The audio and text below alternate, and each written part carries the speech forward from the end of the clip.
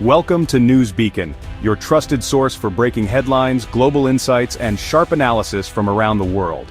If you're new here, don't forget to hit that subscribe button and turn on notifications so you never miss an update. The United States and Venezuela have clashed for years, with Washington refusing to recognize Nicolás Maduro's government, calling it undemocratic. U.S. sanctions have crippled Venezuela's economy, aiming to force Maduro out, but he's held on with help from powerful allies. Once wealthy from oil, Venezuela now faces a humanitarian crisis, shortages of food, medicine, and basic goods. The U.S. blames Maduro's corruption. Maduro blames U.S. sanctions. Ordinary Venezuelans suffer in the crossfire. Enter China, not a political ally but an economic lifeline. China has loaned Venezuela billions, repaid in oil, keeping Maduro afloat despite U.S. pressure. For China, Venezuela is a strategic partner in America's backyard, a way to challenge U.S. dominance in the region. Today, a tense triangle has formed, the U.S. pushing for regime change, Venezuela resisting, and China protecting its interests. This isn't just a local dispute, it's a global power struggle. The Caribbean has become a flashpoint, with the risk of escalation growing every day. The world is watching as these three powers maneuver for advantage. The stakes for Venezuela and the region have never been higher. Tensions have spiked as the U.S. deploys a powerful naval force off Venezuela's coast, officially to fight drug trafficking. The White House claims Venezuelan officials protect drug cartels, labeling the military-linked Cartel de los Soles a terrorist group. Recent U.S. strikes on boats leaving Venezuela have killed over a dozen people, with Washington insisting they targeted drug traffickers. Maduro's government calls these attacks provocations, accusing the U.S. of manufacturing a pretext for regime change. In response, Venezuela has mobilized its military and civilian militias, bracing for possible invasion. The U.S. has ramped up rhetoric, offering a $50 million reward for Maduro's capture, and vowing to use all means to stop the drug flow. Critics question whether this is truly about drugs or the first step toward military conflict. The region is on edge, with every move raising the risk of a wider war. The line between counter-narcotics and regime change is blurring. The world wonders, is this a war on drugs or something much bigger? The answer could reshape the future of the Americas. The stakes are no longer just about crime, they're about power. The U.S. and Venezuela are locked in a dangerous standoff. China's next move could tip the balance. The Caribbean has become a chessboard for global rivals. The outcome is far from certain. As U.S. pressure mounts, China has become Venezuela's most vocal defender. Chinese officials openly condemn American bullying, insisting Latin America is not Washington's backyard. China's support isn't just talk, it's money. Over $60 billion in loans have kept Maduro's government afloat. In return, Venezuela sends most of its oil to China, deepening their economic bond. When Maduro's controversial re-election was rejected by the West, China quickly recognized his victory. This alliance gives Maduro leverage and keeps Venezuela from total isolation. For China, Venezuela is a strategic foothold and a source of energy. The U.S. can squeeze, but China provides a counterweight.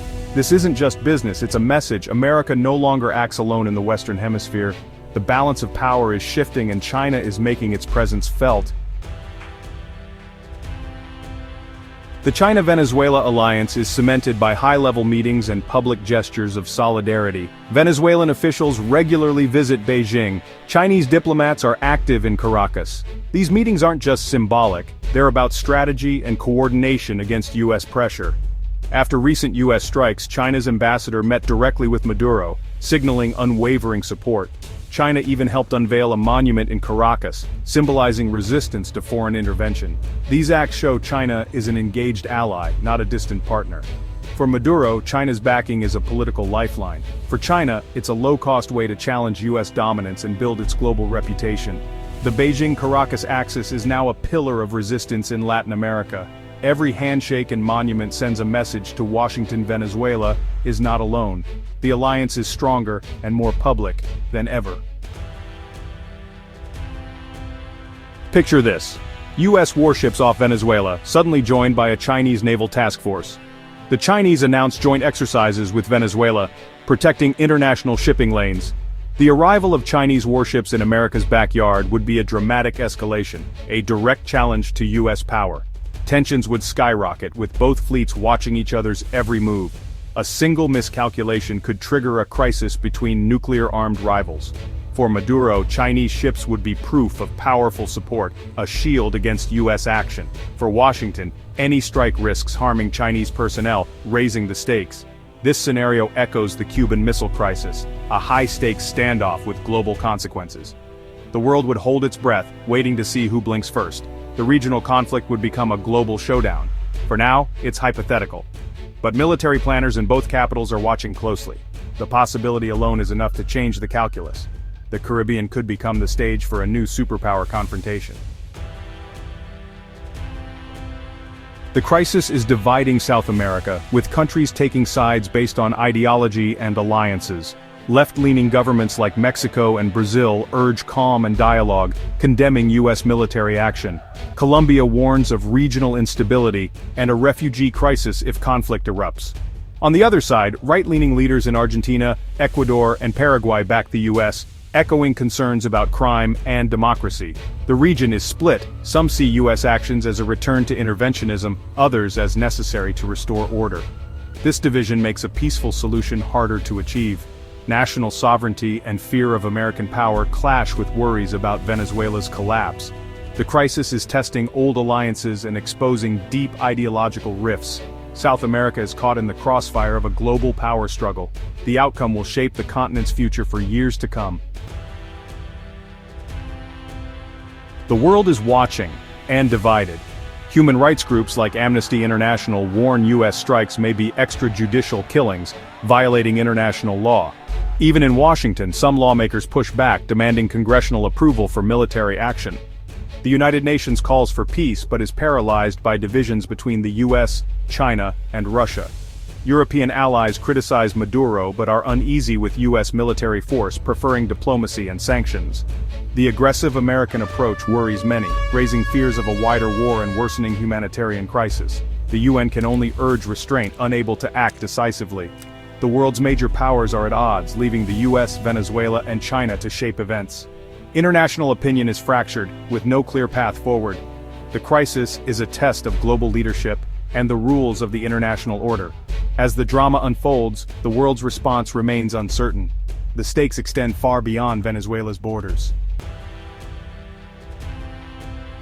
The Trump administration has revived the Monroe Doctrine, declaring the Americas off-limits to foreign rivals, this time targeting China. Secretary of State Marco Rubio and Vice President J.D. Vance have made Latin America a top priority, vowing to use military force against drug cartels and their protectors. The White House brands Maduro's government a narco-terrorist cartel, framing the conflict as a war on terror. This marks a shift from decades of diplomacy to open confrontation, seeing the region as a battleground with China. U.S. officials accuse China of debt-trap diplomacy, using loans to gain influence near American shores. The naval blockade and strikes serve multiple goals: disrupt drugs, pressure Maduro, and send a warning to Beijing. The message is clear: the U.S. will defend its hemisphere and resist any rival's foothold. The new Monroe Doctrine is back, with global stakes. The U.S. is drawing a line in the sand. The world is watching to see if China will cross it. The future of the region and the balance of power hangs in the balance. Will China actually send warships to Venezuela? Most analysts say it's unlikely, at least for now. China's navy is growing, but projecting power in the Caribbean is a huge logistical and strategic risk.